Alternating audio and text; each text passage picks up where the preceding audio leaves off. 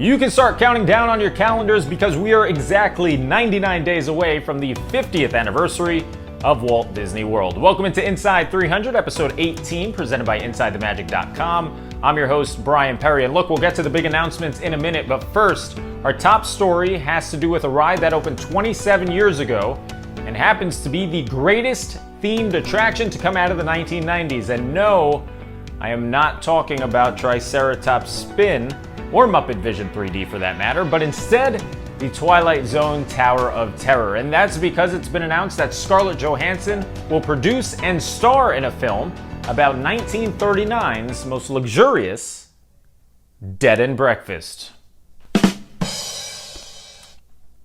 Start the clock. So Disney's history of turning rides into films has had more ups and downs than a, broken service elevator.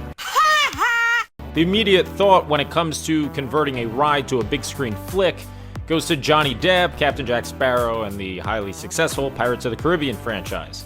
Though even with all that gold generated from Pirates, there's been plenty of disappointment for the Mouse House.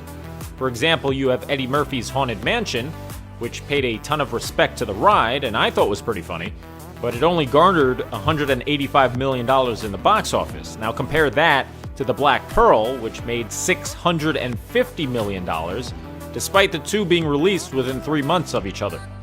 There was also Tomorrowland, which was fine, I guess. Oh, and don't forget about this bad boy. With Jungle Cruise on the horizon, Disney is leaning heavily on established stars to steer the ride genre in the right direction. The Rock and Emily Blunt, no big deal, will lead the new Jungle Cruise film next month, but now it seems that Disney is pulling out all the stops, because according to Collider.com, a new Tower of Terror film will be produced and star Scarlett Johansson, aka Marvel's Black Widow. Toy Story 4 director Josh Cooley is currently writing the script for the movie, which will be the first time we see our beloved spooky hotel in a film. Oh, wait, nope, that's right. No, yes, that's right. There was this. It's a dummy. Ah, yes. The much simpler times of 1997, when Kirsten Dunst starred in this made-for-TV film titled Tower of Terror.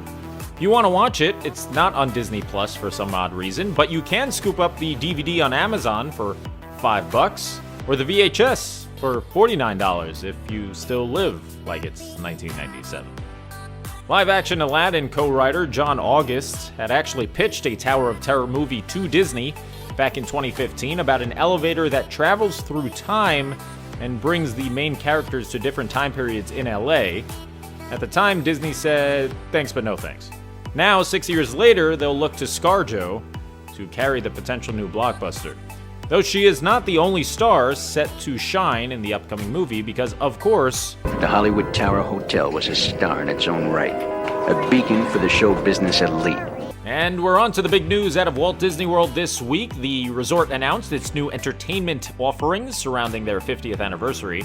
Now look, I use the word entertainment quite lightly because there is still absolutely no sight of a parade or character meet and greets incoming. However, fans can look forward to a new nighttime show headed for Magic Kingdom with Disney Enchantment. According to Disney, immersive projection effects will now extend down Main Street USA all the way from the castle.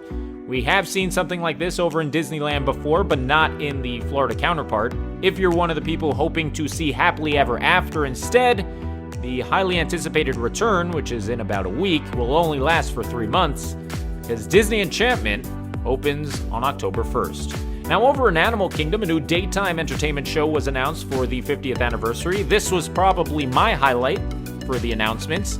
Disney Kitetails will feature performers with wind catchers of all shapes and sizes.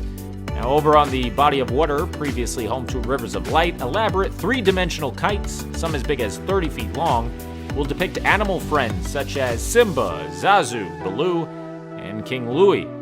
If we're being honest, Animal Kingdom is yet to hit a home run when utilizing the seating area installed against Discovery River by Expedition Everest.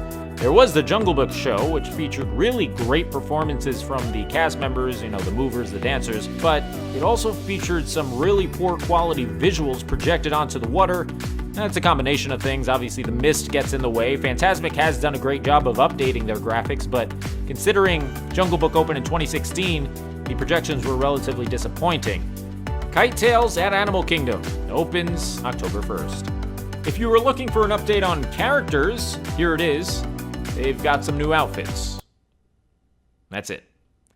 One piece of info that Disney dropped that was kind of cool were these golden sculptures of 50 different Disney characters that will be spread throughout the 4 parks. You can expect to see the usuals like Mickey, Minnie, Donald, Goofy, Pluto, but the other 45 of the quote-unquote Fab 50 will be revealed at a later date. No word on if a PhotoPass human being or PhotoPass magical box will be on hand to take your photo.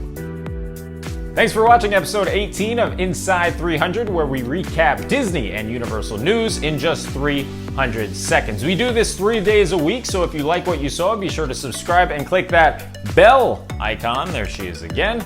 This way you're notified every Tuesday, Thursday, and Saturday morning when we come to you live with brand new episodes. I'm Brian Perry. Thanks again for watching, and as always, bye-bye.